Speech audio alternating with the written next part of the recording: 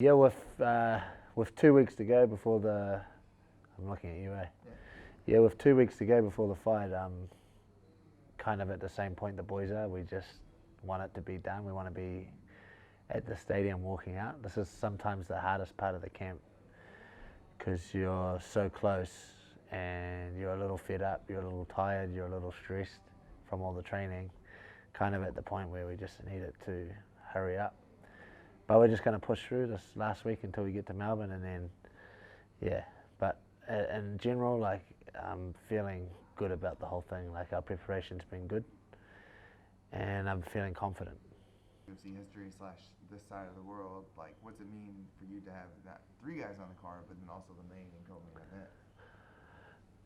I take tremendous pride in that. I take tremendous pride in being a small part of like the combat history of New Zealand and playing my small part. I'm sure I'll be able to look back at this one day and be like very fond of these memories. The New Zealand combat scene and its athletes at different times have been come and gone, been ebbs and flows. We've had guys at the top, and then we've had, you know, like years where we've had no one fighting at the top level, and then we've had another 1 or 2 guys at the top. But now seems to be, you know, a time when we're at a peak, and we just need to maintain it. We need to try and stay at this level, and we need people coming underneath these.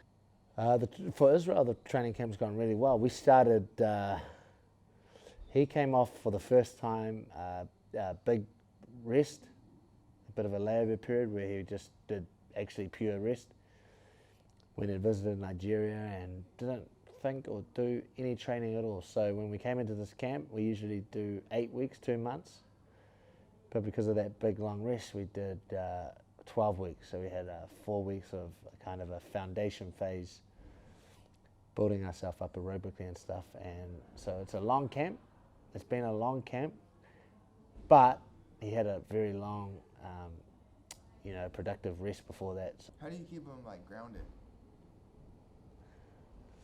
Yeah, I mean, it's not often I have to talk to him about being grounded. Like, we have such a close-knit team here. You know, if you start to get a little foolhardy and start to think you're the man, some of the other senior boys will pull you in and, you know, tell you to pull your head in and say, hey, look, you know, you ain't that good. You ain't all that. Remember this time, remember that time. It's such a good group of guys, and there's such a high skill level here. Yeah, on any day, you can never really get, you know, ascendancy over anybody. If you come in one day, you might be sparring the guy the next day, and he might be having a better day than you, and then you don't get the same ascendancy. And then again, the guys outside of the gym, the guys keep each other pretty level-headed at all. So every now and then, if it gets out of hand, with not just Israel, with anybody else, I have to step in. But that's. What's it like to have one of like the biggest gyms in the world, or to be considered one of the best teams in the world?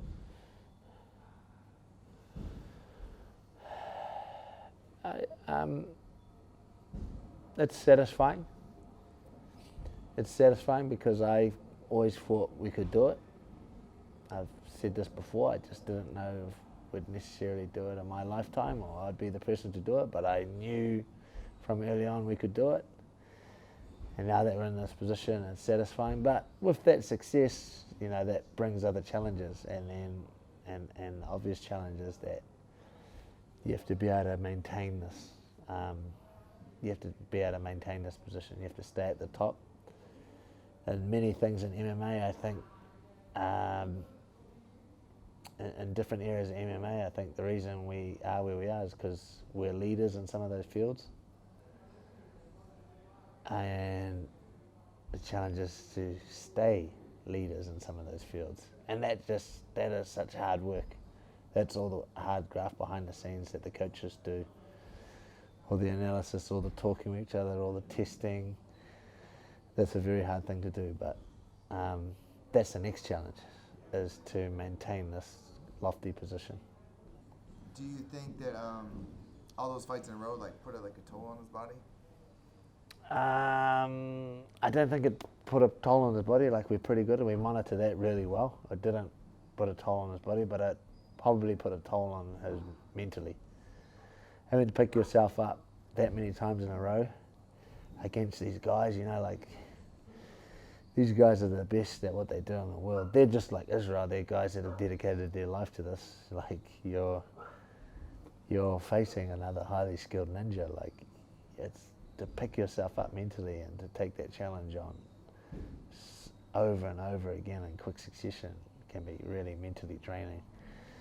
I think that's been the main benefit of having a long rest, is being able to, like, just feel fresh again.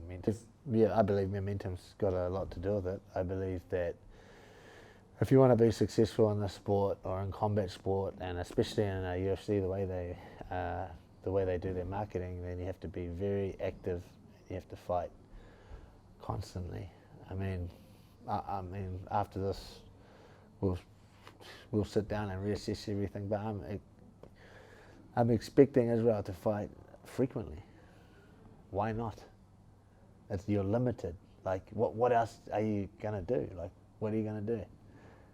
Every athlete's different. Like, there's a lot of things Israel deals with nowadays that he never used to have to contend with. Before, when you only got $20 in your back pocket, there ain't nothing else to do but train. But that comes down to what kind of a person. Like, what do you want to do? You want to go out there and spend money, or do you want to be the best in the world at something? I think that Rob will be more difficult for Rob since he's, I don't know, I think it's 18 months that he'll be, like, by his last fight. Well, I've already alluded to this, that is essentially one of the big questions of the fight, you know, is all that time off and all that training that Robert's managed to do without the pressure of the fight. Is that ultimately going to be better than the complete polar opposite of fighting like 6 times in the same space of time that Robert hasn't even had one fight? So which is going to be better, to be active and busy and, you know, have that experience of those fights, or to sit down and just train, analyze and train and work on your skills outside of it, the pressure of a fight? We're going to have that question answered.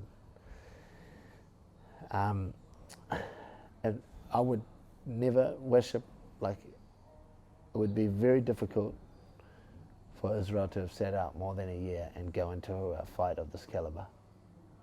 That would be tremendously worrying for me. And I wouldn't be an advocate of it if there was a way around it. I would definitely be looking for a warm-up fight. I mean, Israel's going to have openings. The same things that make Robert very dangerous, the awkwardness in his approach, are the same things that make him very vulnerable. He's that type of striker. He's one of those. He's that type of striker where he brings an awkward kind of a style that can cause people tremendous trouble unless you know how to deal with it and you've taken the right steps to take care of it and take advantage of it. So I think Israel has the skills to. What do you think are some of Rob's strengths? Yeah, I think Rob's strength is that he can push a fairly fast-paced fight. I think he has a very awkward striking style. I think he's a very strong kid, very big. And I think that size and that physical presence is dangerous early, but it's to his detriment later in the fight because he often gets tired. But I think he's just a dangerous guy. Like, you're the middleweight champion of the world. Like,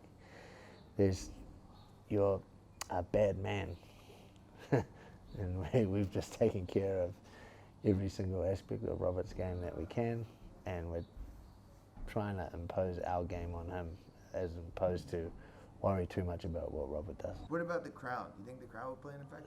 Is that the biggest stadium that you all have been under? It is. It will be the biggest stadium, and I think the crowd will play an effect on the fight. But I just don't know which way it will play because I don't know which way the crowd will go. a lot of New Zealanders going to be there, and it's just going to depend on the demographic of that stadium. Are there going to be more Kiwis there and more Australians? It's actually quite hard to tell, so that'll be very interesting to find out. Israel's special.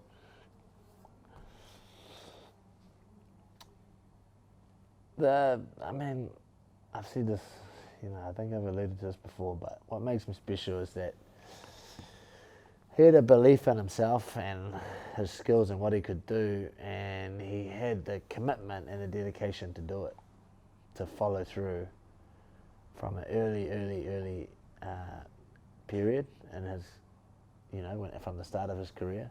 He had a goal and he believed in it and he chased it. And he ran into many hurdles, and he continued and continued and continued, and then he eventually got to this position. And that takes an overwhelmingly strong belief in yourself to do that. So that's one of his biggest strengths, and yeah, that's what makes. Dan, he's been on a tear recently. 3 knockouts of his last 4 fights. What do you credit that to? I credit it to Dan, of course, and what he does and the way he takes in information from the coaches, and then I credit it to the coaches. And I don't want to give too much credit to myself because I only play a small part in the game plans. I have coaches, Tristram, Apakator, Mike Angove, Adam Johnson, Doug Viney, a whole myriad of people that do the video analysis with me and come up with a game plan for me for different guys. And those are the primary reasons for his success. The coaches that he works with, the team, and himself and how he applies himself. What will a win over Alan Quintat do for Dan? Kind of move him up the rankings? A win over Alan Quintat puts us for the first time, or I think for the first time, in the top 10, and hopefully in the top 5, because Alan Quintat's either number 5 or number 4. But a win over him catapults us into basically another big fight, and then we're potentially after a win over Iaquinta, we're potentially 1 or 2 fights away from a title shot, and that's the ultimate goal. That's the goal all of my UFC guys have. What do you see Al being good at? Al's a well-rounded fighter, pretty good at anything, has a bit of a wrestling background. What he does really well is he disguises like his change of levels and his shots pretty well, and then obviously he's durable. Like you saw that against Khabib. Like he has heart, he has a bit of mongrel in him. Those are some of his key attributes. Yeah, he has a good training team as well. Yeah. What about Dan's work ethic? Dan has one of the best work ethics in the gym. He's 100% dedicated. He does all the little things right. He's here on time. He's here early. He stays afterwards. He helps out all the boys. He's one of the biggest contributors in the gym. Every fighter, young fighter coming up who wants to go into the UFC, wants to understand what kind of work ethic you need to be at the top of the sport, one of the best in the world, then they can witness that through studying Dan, and he's a good example to have in the gym for everybody. Why the UFC? Why not send kickboxing around? I think Brad always had a heavy interest in MMA. I don't know if he had an interest in MMA at the start of his career, but as he got around more and more fighters, and he went to Tiger, and he came to this gym, and there's a lot of success going on, and then he eventually had his first MMA fight. I think he got more and more interested until we got to the point where he was like, oh man, I think I might be pretty good at this, and I quite enjoy it. I want to have a real shot at this. So when he made that decision, we decided to really start developing him and with this goal in mind, to getting him to the UFC. The other thing that pushed Brad towards MMA was he became a guy who was very avoided in the kickboxing world in his weight division, because he was a very good fighter, but he, part of the drawbacks of coming from a far corner of the earth is he wasn't very well known. So you had a lot of the top fighters that weren't willing to fight a guy who was so good but who didn't have a very big name, because it was a kind of risk-reward thing. You're taking a lot of risk for very little reward to be beaten by a relatively unknown guy. So it became incredibly hard to get him fights against some of the top guys, to get him into glory and to fight some of those top contenders. And so that definitely aided in him pushing him towards the sport. Because people can't hide in the UFC. Because in the UFC, it's one promotion, and you get told to fight someone and you just fight. So now he's in that situation. What kind of statement can you see him making in the UFC? I mean, Brad. Like I said, like every person I get in the UFC, our goal is to be the UFC champion, and Brad needs to go out there and make a big statement. And when we, as a policy, and we, the guys may say it in interviews, but our plan is never to knock someone out. We never focus a game plan around knocking someone out. We do focus around a game plan around beating a guy up, taking as little punishment as we can, and taking the most direct route, the shortest route from A to B. So we want to win in the easiest fashion that we think we can. We will definitely be doing that.